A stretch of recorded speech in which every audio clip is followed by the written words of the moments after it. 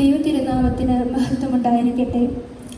ബഹുമാനപ്പെട്ട അച്ഛൻ, പ്രിയപ്പെട്ട ദൈവജനമേ, യുവജന ഞായറായി സഭ വേർതിരിച്ചിരിക്കുന്ന ഈ ദിനത്തിൽ ദൈവവചനവുമായി നിങ്ങളുടെ മധ്യേ എഴുന്നേൽത്ത് നിൽപ്പാൻ തന്ന ദൈവകൃപയ്ക്കായി ഞാൻ സ്തോത്രം കരുതുന്നു. ഇതിന് അവസരമൊരുക്കിയ ബഹുമാനപ്പെട്ട ബി മാത്യു അച്ഛൻ, അതുപോലെ തന്നെ ഇടവക ചുമതലക്കാർ, യുവജന സഖ്യ പ്രവർത്തകരോടുമുള്ള നന്ദി അറിയിച്ചുകൊള്ളട്ടെ. എന്നെ ശക്തനാക്കുന്നവൻ മുഖാന്തരം ഞാൻ സകലത്തിലും മതിയാകുന്നു എന്ന വാക്യത്തിൽ പൂർണ്ണമായി വിശ്വസിക്കുന്ന ഞാൻ നിങ്ങൾ ഏവരോടുമുള്ള വിലയേറിയ പ്രാർത്ഥന എന്നോടൊപ്പം ഉണ്ടായിരിക്കട്ടെ എന്ന് ഞാൻ പ്രാർത്ഥിച്ചുകൊള്ളുന്നു. മേക്കടൂർ ട്രിനിറ്റി മാർത്തോമ യുവജന സഖ്യത്തിൻ്റെ അംഗമായും ചുമതലക്കാരിയായും പ്രവർത്തിക്കുവാൻ സാധിച്ചത് എനിക്ക് ഒരുപാട് സന്തോഷം കരുത്തുന്ന, അഭിമാനം കരുത്തുന്ന ഒരു കാര്യം തന്നെയാണ്. കാരണം വളരെയധികം സേവന സന്നദ്ധരായ യുവജനങ്ങൾ സജീവമായി പ്രവർത്തന രംഗത്ത് ഉള്ളതുകൊണ്ടാണ്. യുവജന സഖ്യമായി ഇടവകയിൽ ഭവനങ്ങൾ സന്ദർശിക്കുവാൻ കഴിയുന്നതും അതിൽ 15ഓളം പേരാണ് യുവജനങ്ങളാണ് അതിൽ പങ്കെടുത്തത്. മെഡിക്കൽ ക്യാമ്പ് സംഘടിപ്പിക്കുന്നതിനും യുവജനങ്ങൾ ഒരേ മനസ്സോടെ ഒരേ കരുത്തോടെ നിൽക്കുവാൻ ഇടവരുത്തി. അതുകൊണ്ട് അത് വളരെ ഒരു വിജയം നൽകി തന്നു. വിദ്യാഭ്യാസ സഹായത്തിനും വൈദ്യസഹായത്തിനുമായി ഒരു ഫണ്ട് കൂപ്പണിലൂടെ ലഭിക്കാൻ വേണ്ടിയിട്ട് ഇപ്പോഴും യുവജനങ്ങൾ ശ്രമിച്ചുകൊണ്ടേയിരിക്കുകയാണ്.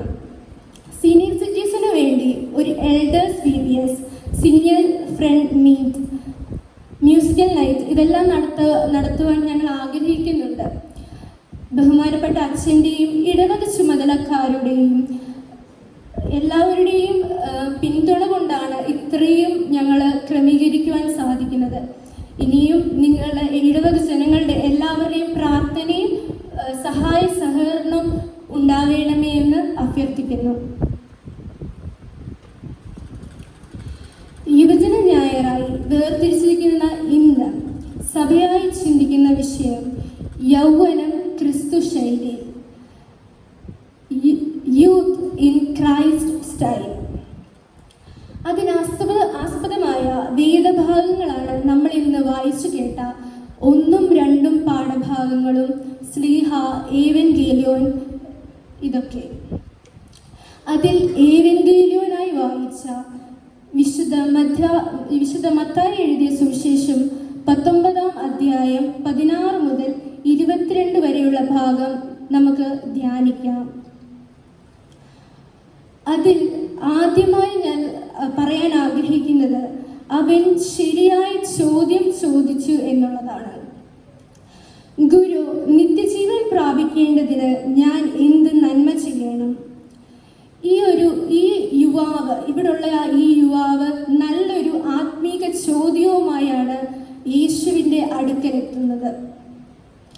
അവൻ ധനികനും മതനിഷ്ഠനും ആയിരുന്നു. പക്ഷേ അവൻ്റെ ഹൃദയത്തിൽ ഒരു ശൂന്യത ഉണ്ടായിരുന്നു. മതപരമായ ജീവിതം മാത്രം നിത്യജീവൻ ലഭിക്കാൻ മതിയല്ലെന്ന് ആ ചോദ്യം നമ്മളെ വരച്ചു കാട്ടുന്നു. നമുക്കും ഇതുപോലെയുള്ള ക്രിയാത്മകമായ ചോദ്യങ്ങൾ ചോദിക്കുവാൻ സാധിക്കണം. ഞാൻ രണ്ടാമതായി പറയുവാൻ ആഗ്രഹിക്കുന്നത് അവൻ ശരിയായ പ്രായത്തിൽ കടന്നു വന്നു എന്നുള്ളതാണ്. അവനൊരു യുവാവായിരുന്നപ്പോൾ യേശുവിനെ തേടിയാണ് അവൻ വരുന്നത്. അവൻ്റെ പ്രായത്തിലുള്ള മറ്റ് യുവാക്കൾ മറ്റ് പലതിനും സമയം ചിലവഴിച്ചപ്പോൾ ആ യുവാവ് ഒരു യഥാർത്ഥ ദൈവിക ബോധം അവന് വന്ന് അവൻ നിത്യജീവനിലേക്കുള്ള വഴി അന്വേഷിക്കുകയായിരുന്നു. യൗവന മോഹങ്ങളിൽ അകപ്പെടാതെ അല്ലെങ്കിൽ പ്രലോഭനങ്ങളിൽ അകപ്പെടാതെ ദൈവത്തെ മുറുകെ പിടിച്ച യോസേഫിൻ്റെയും ദാനിയേലിൻ്റെയും മറ്റും ജീവിതം നമ്മോട് ആവശ്യപ്പെടുന്നത് നമ്മുടെ നല്ല പ്രായത്തിൽ ദൈവത്തോടൊപ്പം ഇരിക്കണം എന്നുള്ളതാണ്. ഞാൻ മൂന്നാമതായി പറയുവാൻ ആഗ്രഹിക്കുന്നത് അവൻ ശരിയായ വ്യക്തിയുടെ അരികിൽ വന്നു എന്നുള്ളതാണ്.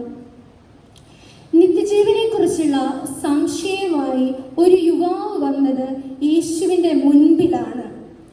അന്നത്തെ കാലത്ത് ദൈവരാജ്യത്തെ പറ്റിയും ദൈവത്തെക്കുറിച്ചും എന്തെങ്കിലും സംശയമുണ്ടെങ്കിൽ ചോദിച്ചിരുന്നത് പുരോഹിത ശ്രേഷ്ഠന്മാരോടോ അല്ലെങ്കിൽ പരീശന്മാരോടോ ശാസ്ത്രിമാരോടോ ആയിരുന്നു. എന്നാൽ ഈ യുവാവ് എന്തോ ഒരു പ്രത്യേകത യേശുവിൽ കണ്ട് യേശുവിൻ്റെ അടുക്കലാണ് ചെന്ന് സംശയം ചോദിക്കുന്നത്. യേശു ദൈവത്തിൻ്റെ പുത്രനാണെന്നും അവനോട് ചോദിച്ചാൽ തൻ്റെ ആത്മദാഹത്തിനുള്ള ശമനം ലഭിക്കുമെന്നും ആ യുവാവിന് ഒരു ആത്മവിശ്വാസം ഉണ്ടായിരുന്നു. അല്ലെങ്കിൽ ആ യുവാവിനൊരു ഉറച്ച വിശ്വാസം യേശുവിനുണ്ടായിരുന്നു.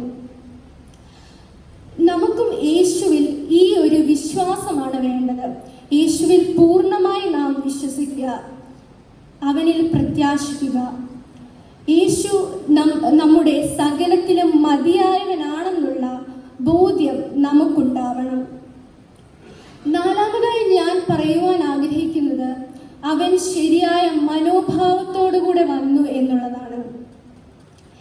ഈ യുവാവ് വളരെ വിനയത്തോടും ആത്മാർത്ഥതയോടും കൂടിയാണ് യേശുവിൻ്റെ അടുക്കൽ വരുന്നത് ഈ ചോദ്യം ചോദിക്കുവാൻ. അവൻ യേശുവിൻ്റെ മുൻപിൽ മുട്ടുകുത്തി എന്ന് മർക്കോസിന്റെ സുവിശേഷത്തിൽ നമുക്ക് കാണുവാൻ സാധിക്കുന്നു. ഒരിക്കലും യേശുവിനെ തൻ്റെ ചോദ്യത്തിന് മുൻപിൽ കൊടുക്കാനോ മറ്റുള്ളവരുടെ മുമ്പിൽ യേശുവിനെ താറടിച്ചു കാട്ടാനോ ഒന്നും ആ യുവാവ് ആഗ്രഹിച്ചതുപോലുമില്ല. അവൻ ശരിക്കും ആവശ്യബോധത്തോടു കൂടിയാണ് യേശുവിൻ്റെ അടുക്കൽ വരുന്നതും ആ ചോദ്യം ചോദിക്കുന്നതും. അഞ്ചാമതായി പറയാൻ ആഗ്രഹിക്കുന്ന കാര്യം അവൻ തെറ്റായ നടപടി എടുത്തു എന്നുള്ളതാണ്.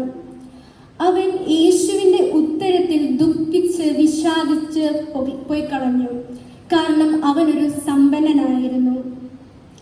പഠിക്കൽ കൊണ്ട് കല പൊടയ്ക്കുക എന്ന് നമ്മൾ പറയുന്നത് പോലെ ആണ് ഇവിടെ സംഭവിച്ചത്. പ്രിയരെ, എന്ത് വേണമെങ്കിലും പ്രസംഗിക്കാം, ആർക്കും കേൾക്കാം. എന്നാൽ അത് പ്രവൃത്തിയിൽ വരുത്തുവാൻ വളരെയധികം ബുദ്ധിമുട്ടാണ്.